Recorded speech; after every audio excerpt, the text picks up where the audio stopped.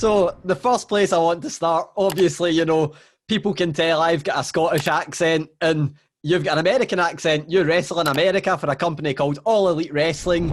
And I know that you guys were planning to come over to the UK at some point this year, or last year now, sorry. Obviously, that didn't happen because we're in a pandemic. But I want to ask, what were the plans, or what would you have liked to have happened for AEW coming to the UK and Scotland?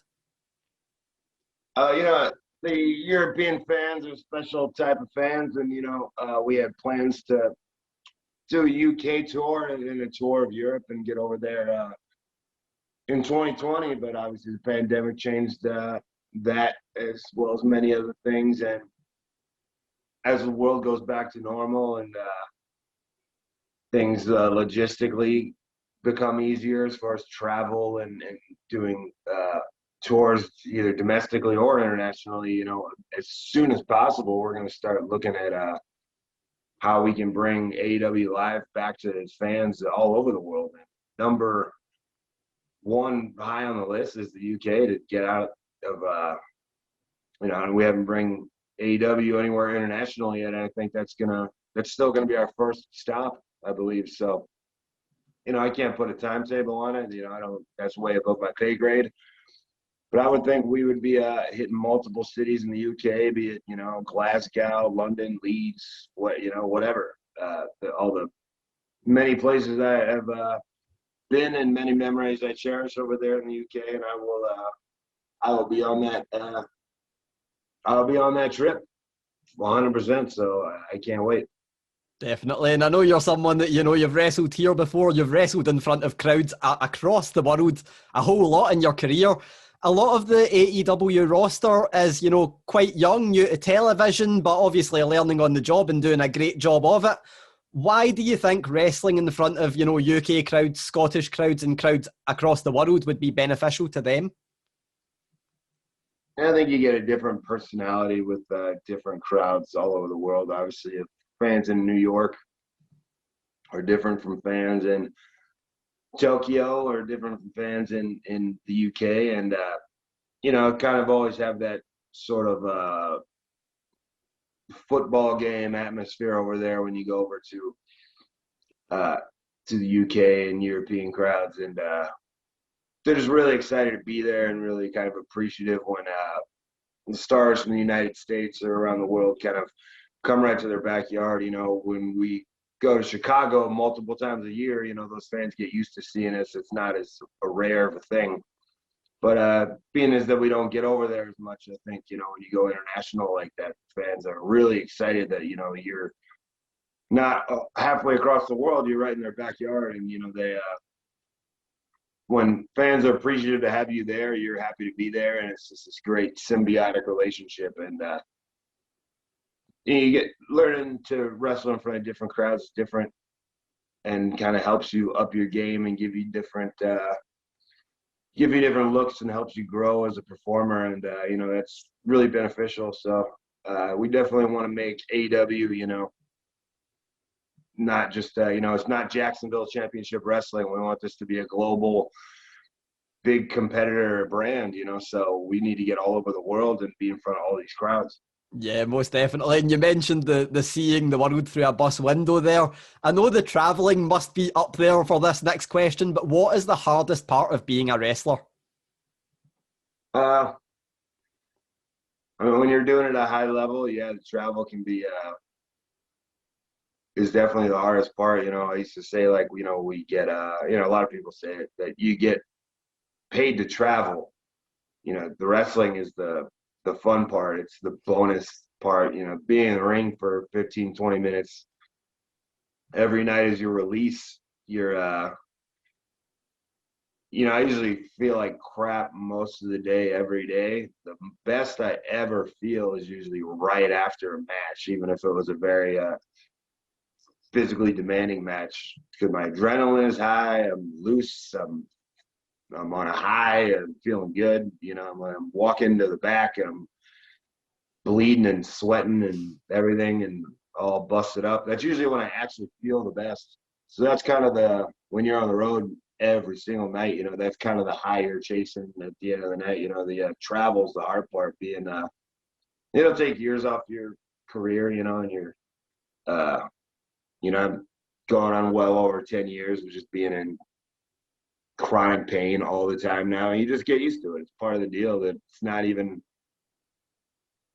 I wouldn't even say that's, that's I guess a byproduct of the whole thing, but travel's probably the biggest component of, breaking your body down. But it's part of what you have to do because, you can't zoom in a fucking pro wrestling match. You gotta get there. You gotta go to Scotland. You gotta go to Japan. You gotta go to these places and get there live.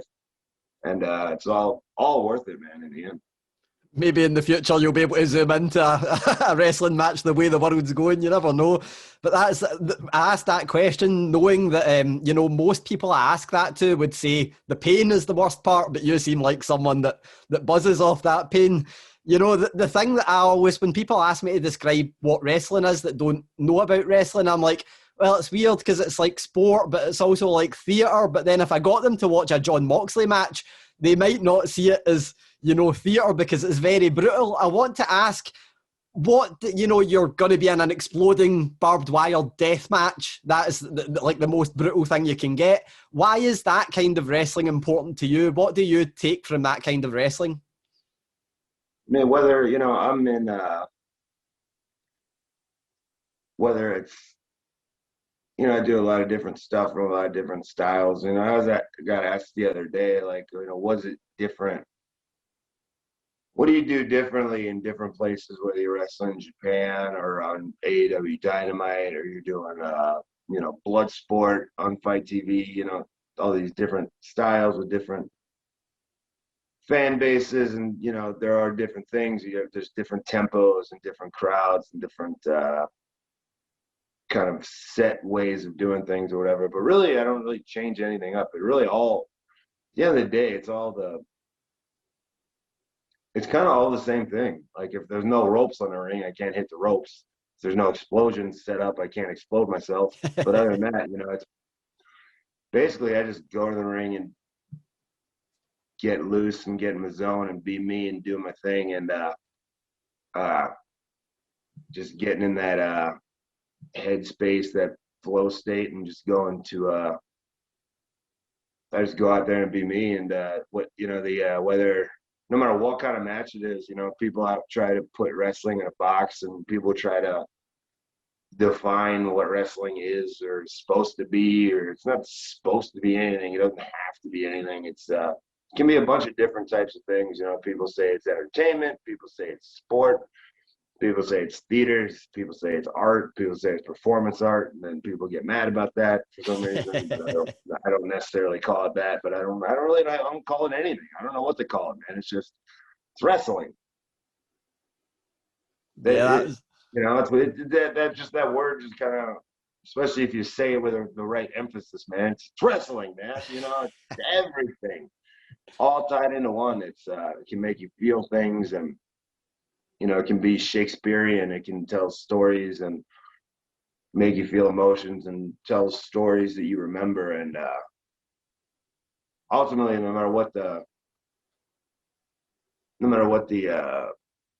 type of match or all the whatever, we're putting a cage up, or it's a tag match or a 6-man or a exploding this, or it's a submission match or whatever the hell it is. It doesn't matter. It's just a vehicle to tell stories. This is the river running underneath everything, the current underneath whatever is on the TV is a story. It's somehow people can relate to it. Rocky's not a boxing movie. It's about, he could have been a golfer. He could have been a snowboarder. You could still tell that same story. It was about the character and the person. So whatever the vehicle is to tell your story, whether whether there's blood and explosions, or whether it's high flying, or whether it's just people talking on a microphone, like whatever it is, it's about trying to make people feel a certain way and tell a story that hopefully some people like and people remember. And that's what it's about, man. Like what a great job to have, man. We're just going town to town, singing songs, telling our stories, man. That's really what we're doing.